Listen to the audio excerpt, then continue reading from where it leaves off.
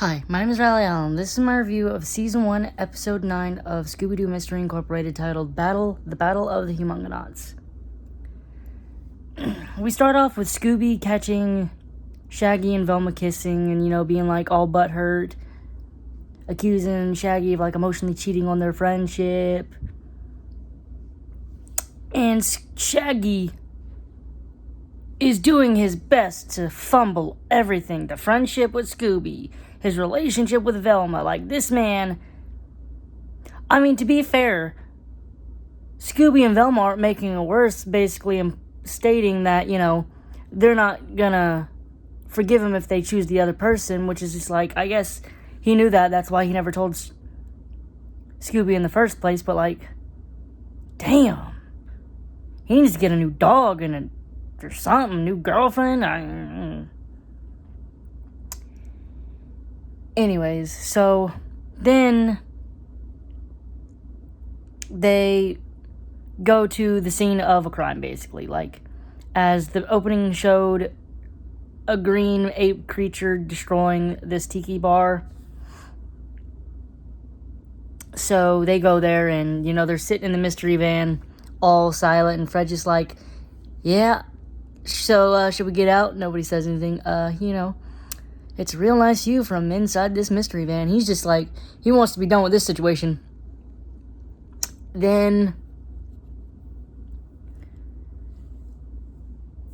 they start to kind of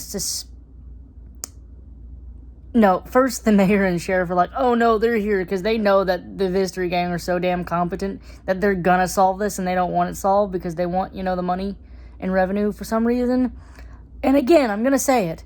If there's two giant ape creatures running amok in a city destroying random buildings, I'm not going to it. Okay? I don't care.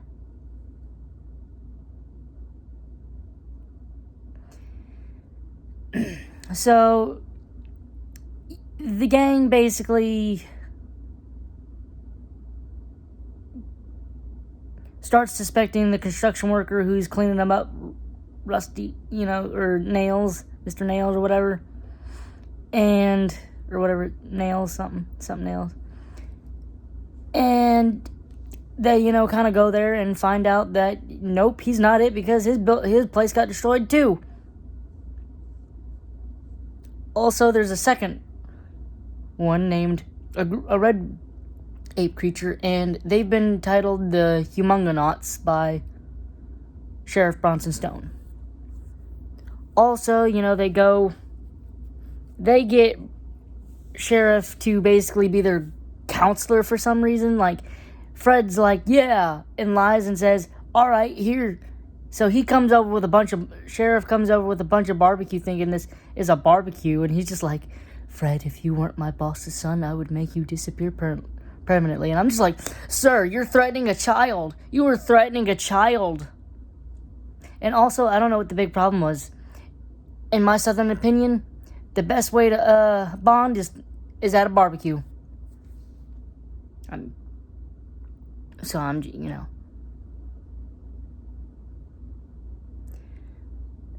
Anyways, it kind of doesn't. The bonding and counseling, it doesn't really work. So Then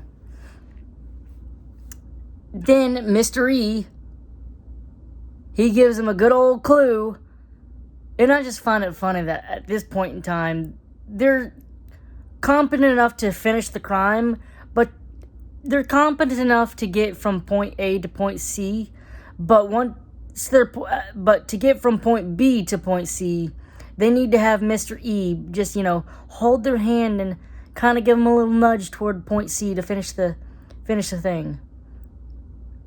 Once they get, the little knowledge and nugget knowledge Mr. E gives them, they do solve the crime, but I just find it funny that up in,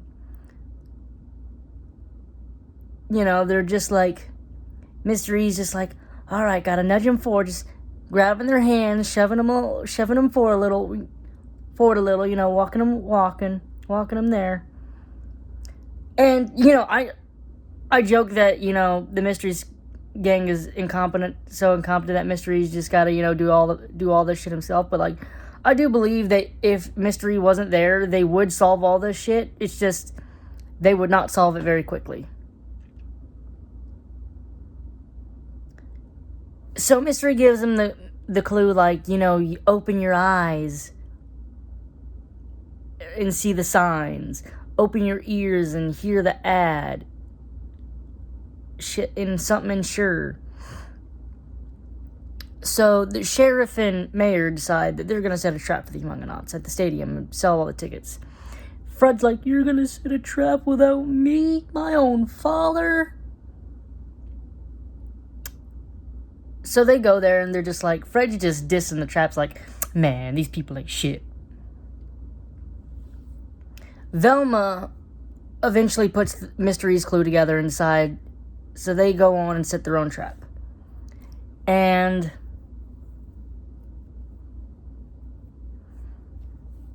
they set the trap and they catch the red and green Humungonaut after they both beat the shit out of each other, though.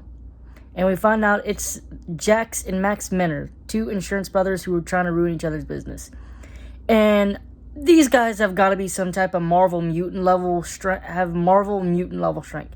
They're picking up boats. They're picking up things that are probably hundreds, thousands of pounds, and just shoving them all over the place. And we find out that they were strong men in a circus, and one joined another circus, and that devolved the thing.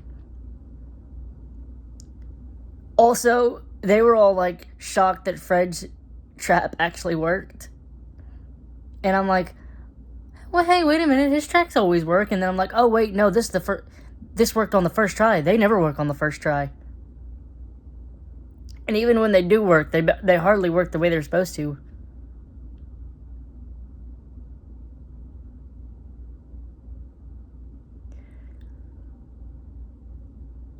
Actually, maybe the traps have never worked, and they just... Either way, this is character development, small little character development. Also, this is the episode where they decided to name themselves Mystery Incorporated. And Fred attempted to bring along some uniforms, and they got clowned the entire episode for wearing these uniforms. So by the end, they just take them all off and just throw them at Fred, and he's like, yeah, the new name will work. Overall, I really enjoyed this episode. I don't know, there haven't really been some misses in this show just yet. Or at least none that are completely that are worth giving below a 5. This one is at least a solid 7 out of 10. Yeah, 7 out of 10. Thanks for watching the video. Don't forget to like, comment, and subscribe, and I'll see you in the next video.